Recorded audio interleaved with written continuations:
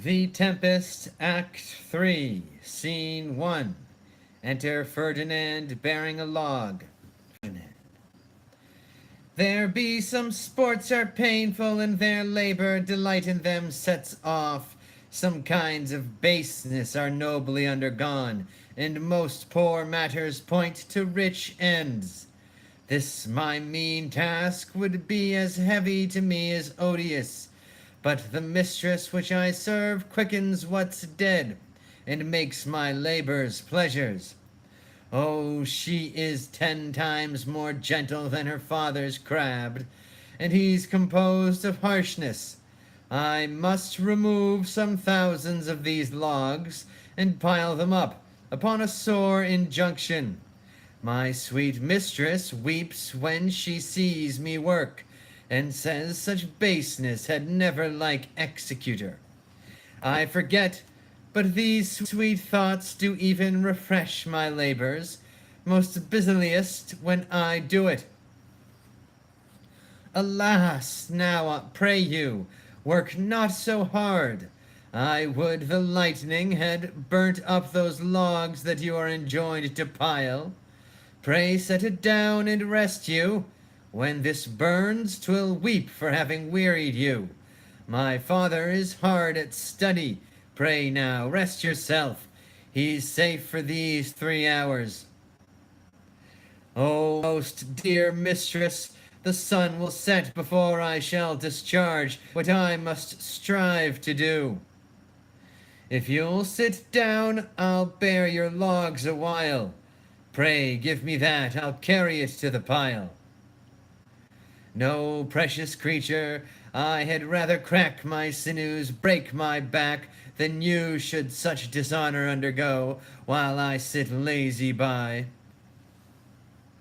It would become me as well as it does you, and I should do it with much more ease, for my good will is to it, and yours it is against. Poor worm, thou art infected. This visitation shows it. You look wearily. No, noble mistress, 'tis fresh morning with me, when you are by at night. I do beseech you, chiefly that I might set it in my prayers. What is your name?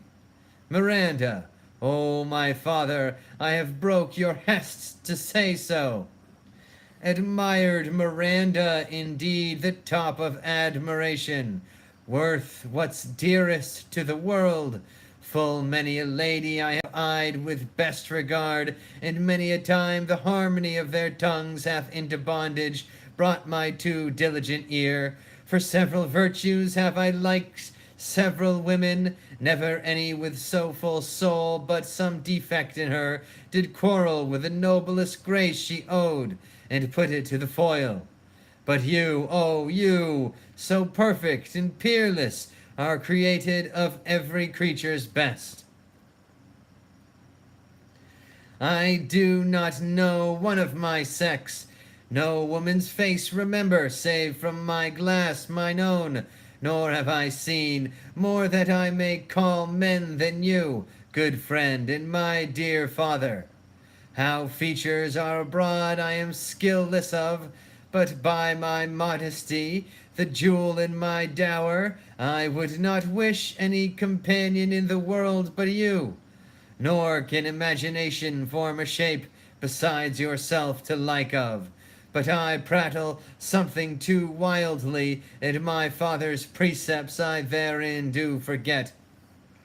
I am in my condition a prince, Miranda. I do think a king I would not so, and would no more endure this wooden slavery than to suffer the flesh fly blow my mouth. Hear my soul speak. The very instant that I saw you did my heart fly to your service. There resides to make me slave to it, and for your sake am I this patient logman. Do you love me? O heaven, O earth, bear witness to this sound, and crown what I profess with kind event, if I speak true. If hollowly invert what best is boded me to mischief, I, beyond all limit of what else in the world, do love, prize, honor you. I am a fool to weep at what I am glad of. Fair encounter of two most rare affections, heaven's rain grace on that which breeds between 'em. Wherefore weep you? At mine unworthiness that dare not offer what I desire to give, and much less take what I shall die to want. But this is trifling, and all the more it seeks to hide itself, the bigger bulk it shows, hence bashful cunning, and prompt me plain and holy innocence. I am your wife, if you will marry me, if not I'll die your maid. To be your fellow you may deny me, but I'll be your servant, whether you will or no. My mistress, dearest, and I thus humble ever. My husband then? With a heart as willing as bondage ever of freedom, here's my hand. And mine with my heart in it, and now farewell, till half an hour hence. 1,000,000! So glad of this as they I cannot be, who are surprised withal, but my rejoicing at nothing can be more. I'll to my book, for yet ere supper time must I perform much business appertaining. Pause. Excuse me for a minute.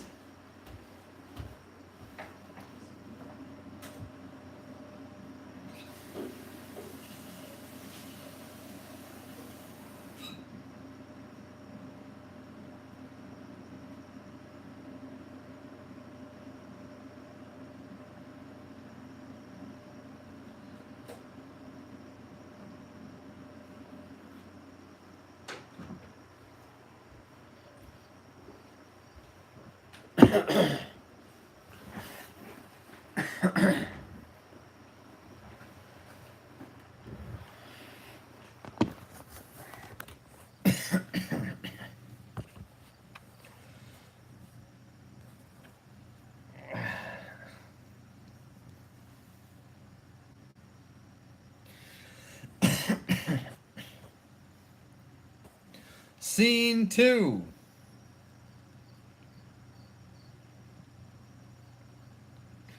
Enter Caliban, Stefano, and Trinculo. Tell not me, when the butt is out, we will drink water, not a drop before.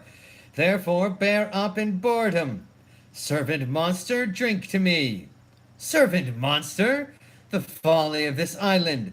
They say there's but 5 upon this isle. We are 3 of them. If the other 2 be brained like us, the state totters. Drink, servant monster, when I bid thee.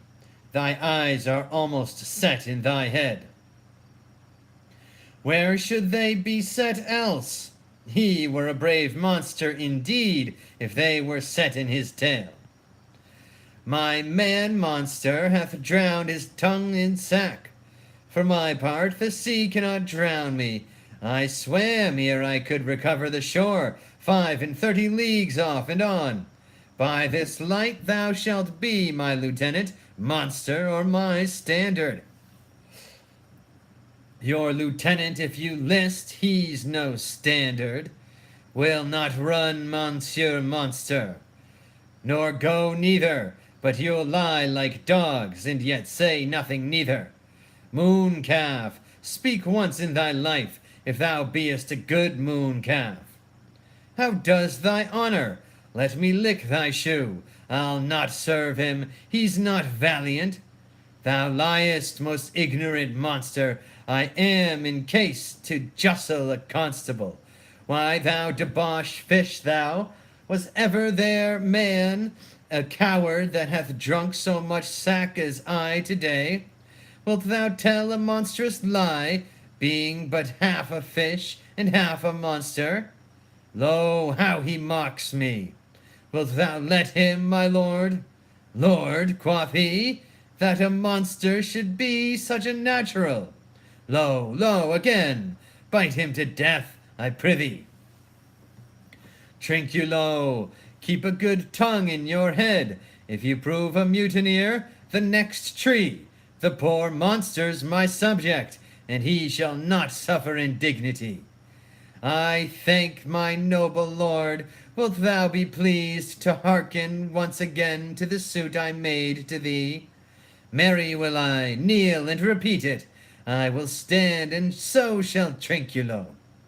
As I told thee before, I am subject to a tyrant, a sorcerer, that by his cunning hath cheated me of the island. Thou liest, thou liest, thou jesting monkey thou! If I would, my valiant master would destroy thee. I do not lie. Trinculo, if you trouble him any more in his tail by this hand, I will supplant some of your teeth. Why, I said nothing. Mum, then, and no more. Proceed. I say, by sorcery he got this isle. From me he got it. If thy greatness will revenge it on him, for I know thou darest, but this thing dare not. That's most certain. Thou shalt be lord of it, and I'll serve thee. How now shall this be compassed? Canst thou bring me to the party? Yea, yea, my lord, I'll yield him thee asleep, where thou mayest knock a nail into his head. Thou liest, thou canst not. What a peed ninny's this, thou scurvy patch! I do beseech thy greatness, give him blows, and take his bottle from him. When that's gone, he shall drink naught but brine, for I'll not show him where the quick freshes are. Trinculo, run into no further danger. Interrupt the monster one word further, and by this hand I'll turn my mercy out of doors, and make a stockfish of thee. Why, what did I? I did nothing. I'll go farther off. Didst thou not say he lied? Thou liest. Do I so? Take thou that. As you like this, give me the lie another time. I did not give the lie. Out of your wits, in hearing too, a pox of your bottle. This can sack and drinking do, a murrain on your monster, and the devil take your fingers. Ha ha ha! Now forward with your tail, prithee stand further off. Beat him enough. After a little time I'll beat him too. Stand farther, come, proceed. Why, as I told thee, 'tis a custom with him in the afternoon to sleep. There thou mayest brain him, having first seized his books, or with a log batter his skull, or paunch him with a skate, or cut his weasand with thy knife. Remember, first to possess his books, for without them he's but a sot, as I am, nor hath not one spirit to command. They all do hate him as rootedly as I. Burn but his books. He has brave utensils, for so he calls them, which when he has a house he'll deck withal, and that most deeply to consider is the beauty of his daughter. He himself calls her a nonpareil. I never saw a woman, but only Sycorax, my dame, and she. But she as far surpasseth Sycorax, as greatest does least. Is it so brave a lass? Ay, lord, she will become thy bed, I warrant, and bring thee forth brave food. Monster, I will kill this man. His daughter and I will be king and queen, save our graces, and Trinculo thyself shall be viceroys. Dost thou like the plot, Trinculo? Excellent. Give me thy hand. I am sorry I beat thee, but while thou livest, keep a good tongue in thy head. Within this half hour will he be asleep. Wilt thou destroy him then? Ay, on mine honor. This will I tell my master.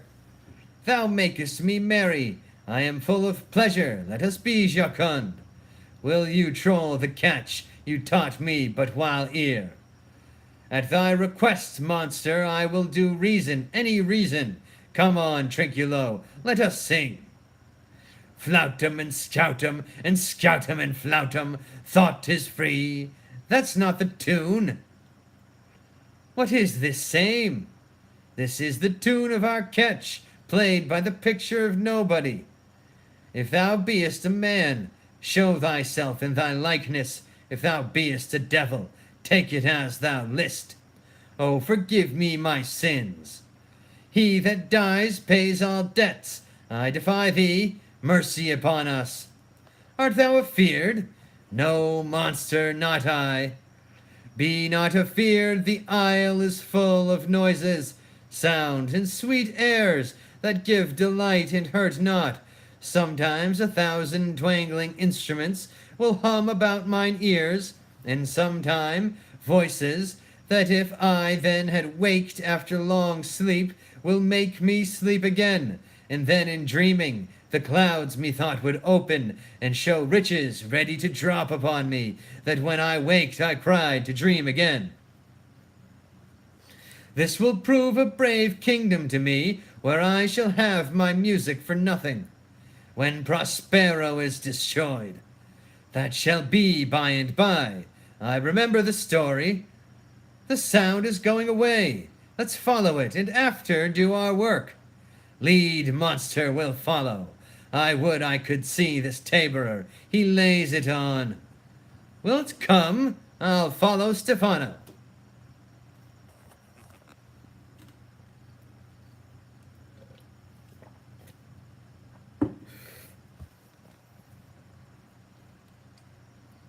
Scene 3. Enter Alonso, Sebastian, Antonio, Gonzalo, Adrian, Francisco, etc. By Lakin, I can go no further, sir, my old bones ache.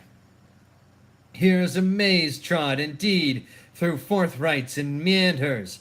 By your patience I needs must rest me. O the Lord, I cannot blame thee, who am I myself attached with weariness to the dulling of my spirits. Sit down and rest. Even here I will put off my hope, and keep it no longer for my flatterer. He is drowned whom thus we stray to find, and the sea mocks our frustrate search on land. Well, let him go. I am right glad that he's so out of hope. Do not for one repulse forego the purpose that you resolve to effect. The next advantage will we take throughly. Let it be tonight, for now they are oppressed with travail. They will not nor cannot use such vigilance as when they are fresh. I say tonight no more. What harmony is this, my good friends? Hark! Marvelous sweet music. Give us, kind keepers, heavens. What were these? A living drollery. Now I will believe that there are unicorns, that in Arabia there is one tree, the phoenix's throne, one phoenix, at this hour reigning there. I believe both, and what does else want credit? Come to me, and I'll be sworn 'tis true. Travelers never did lie, though fools at home condemn 'em. If in Naples I should report this now, would they believe me? If I should say I saw such islanders, for certes these are people of the island, who, though they are of monstrous shape, yet note their manners are more gentle, kind than of our human generation you shall find many, nay, almost any. Honest Lord, thou hast said well, for some of you there present are worse than devils. I cannot too much muse such shapes, such gesture, and such sound expressing, although they want the use of tongue, a kind of excellent dumb discourse. Praise and departing, they vanished strangely. No matter, since they have left their viands behind, for we have stomachs. Will it please you taste of what is here? Not I. Faith, sir, you need not fear. When we were boys, who would believe that there were mountaineers dew-lapped like bulls, whose throats had hanging at them wallets of flesh, or that there were such men whose heads stood in their breasts, which now we find each putter out of 5 for 1 will bring us good warrant of. I will stand to and feed, although my last no matter, since I feel the best is past. Brother, my lord the Duke, stand to and do as we. You are 3 men of sin, whom destiny that hath to instrument this lower world, and what is in it, the never surfeited sea, hath caused to belch up you. And on this island, where man doth not inhabit you mongst men, being most unfit to live, I have made you mad, and even with such like valor men hang and drown their proper selves. You fools! I and my fellows are ministers of fate. The elements of whom your swords are tempered may as well wound the loud winds, or with bemocked at stabs, kill the still closing waters, as diminish one dowel that's in my plume. My fellow ministers are like invulnerable. If you could hurt, your swords are now too massy for your strengths, and will not be uplifted. But remember, for that's my business to you, that you 3 from Milan did supplant good Prospero, exposed unto the sea, which hath requited him and his innocent child, for which foul deed the powers delaying not forgetting have incensed the seas and shores, yea, all the creatures against your peace. Thee of thy son Alonso they have bereft, and do pronounce by me lingering perdition, worse than any death can be at once, shall step by step attend you and your ways, whose wraths to guard you from, which here in this most desolate isle else falls upon your heads, is nothing but heart sorrow and a clear life ensuing. Bravely the figure of this harpy hast thou performed, my Ariel, a grace it had, devouring. Of my instruction hast thou nothing bated in what thou hadst to say. So with good life and observation strange, my meaner ministers their several kinds have done, my high charms work, and these mine enemies are all knit up in their distractions. They now are in my power, and in these fits I leave them, while I visit young Ferdinand, whom they suppose is drowned, and his and mine loved darling. In the name of something holy, sir, why stand you in this strange stare? Oh, it is monstrous, monstrous! Methought the billows spoke, and told me of it. The winds did sing it to me, and the thunder, that deep and dreadful organ pipe, pronounced the name of Prosper. It did base my trespass. Therefore my son in the ooze is bedded, and I'll seek him deeper than ever plummet sounded, and with him there lie mudded. But one fiend at a time I'll fight their legions over. I'll be thy second. All 3 of them are desperate, their great guilt like poison, given to work a great time after, now gins to bite the spirits. I do beseech you, that are of suppler joints, follow them swiftly, and hinder them from what this ecstasy may now provoke them to. Follow, I pray you. End of Act 3 of the Tempest. Amen. Praise be to God, Jesus Christ, Jah Rastafari, the Most High. Bless William Shakespeare.